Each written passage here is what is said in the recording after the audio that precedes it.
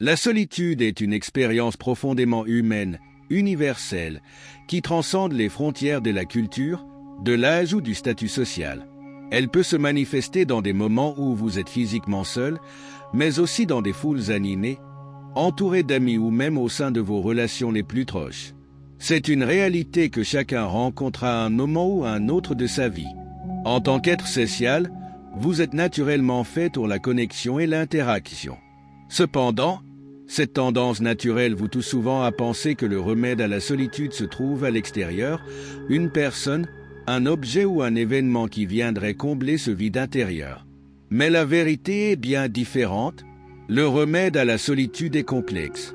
Bien qu'il soit tentant de percevoir la solitude comme une condition que seule la présence des autres peut guérir, s'appuyer uniquement sur des sources extérieures pour trouver validation et réconfort peut vous rendre vulnérable. Rechercher constamment la compagnie des autres pour fuir le sentiment d'être seul risque de vous empêcher de traiter la véritable origine de votre solitude. Cela engendre un cercle de dépendance où vous êtes non seulement déconnecté de vous-même, mais également incapable de trouver la paix intérieure sans influence extérieure. Affirmation. Cela peut sembler paradoxal, mais le véritable remède à la solitude ne réside pas dans la fuite, mais dans son acceptation.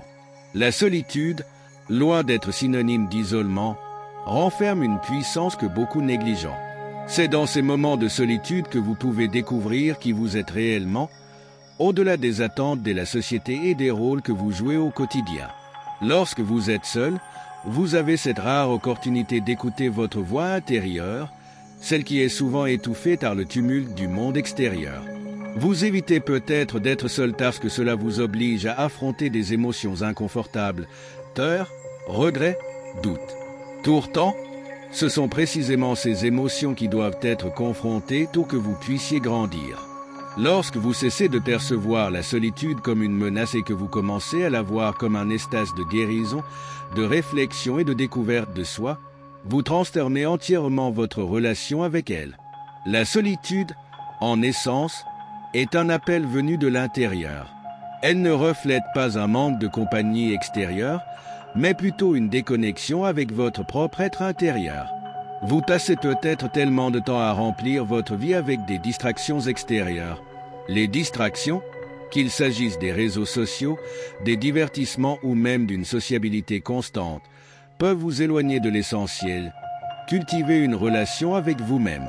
À force de vous couper de vos propres pensées, désirs et besoins, vous risquez de vous sentir perdu, même entouré d'autres.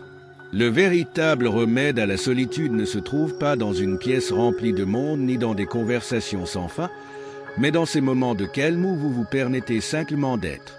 C'est dans ces instants de solitude que vous pouvez retirer les couches superficielles de ce que vous pensez devoir être pour enfin découvrir qui vous êtes réellement, sans distraction ni bruit.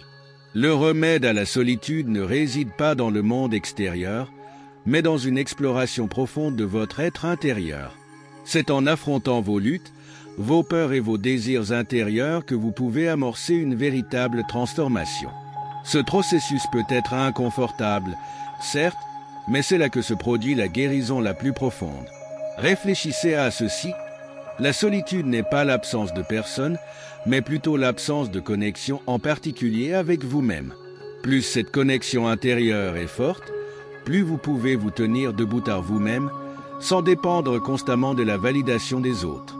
Vous devenez alors moins dépendant de la présence des autres pour vous sentir entier.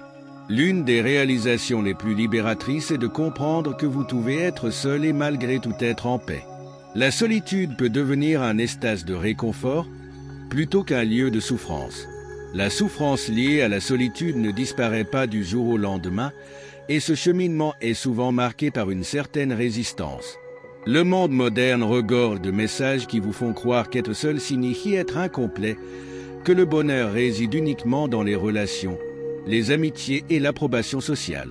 Vous êtes constamment exposé à des images et des récits montrant des gens trouvant la joie dans leurs interactions avec les autres.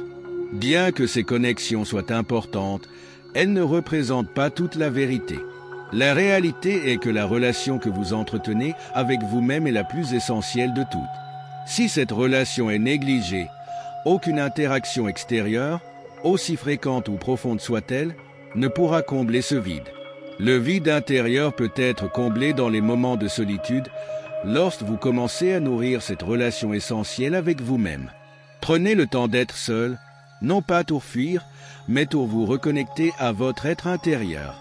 Il y a une grande différence entre s'isoler pour éviter l'inconfort et choisir la solitude comme un espace d'exploration intérieure. La solitude n'est pas une fermeture au monde extérieur, mais une ouverture pour laisser entrer votre véritable essence. Quand vous êtes seul, vous êtes libéré des attentes des autres. Vous pouvez penser, réfléchir et rêver sans jugement. Vous avez l'occasion d'explorer vos passions, vos peurs, vos souvenirs et vos objectifs. C'est dans ces instants privilégiés que vous commencez à vous comprendre de manière plus profonde. À ce niveau, vous apprenez à apprécier votre propre compagnie, à trouver de la joie dans des plaisirs simples qui ne nécessitent ni l'approbation ni la présence d'autrui. La solitude devient alors un espace où ce qui était autrefois perçu comme du vide se transforme en une source d'épanouissement et de croissance. Ce chemin vers la solitude n'est pas toujours facile, il peut être inconfortable, voire douloureux au début. Le silence peut devenir assourdissant lorsque l'on est habitué au bruit constant, et l'absence de distraction peut faire émerger des émotions enfouies depuis longtemps. Mais c'est précisément dans ces moments que vous réalisez que vous êtes en train de faire le travail le plus important, guérir les parts de vous-même qui appellent à l'attention. Lorsque vous faites face à ces émotions de front, vous commencez à libérer le poids des sentiments non résolus, des traumatismes et des insécurités. C'est à travers ce processus de confrontation et de lâcher-prise que vous créez de l'espace pour la clarté et la paix intérieure. Plus vous vous sentez à l'aise avec la solitude, moins vous vous sentez seul. Vous commencez à comprendre que vous êtes suffisant tel que vous êtes et que la compagnie des autres, bien qu'importante, n'est pas nécessaire pour votre épanouissement.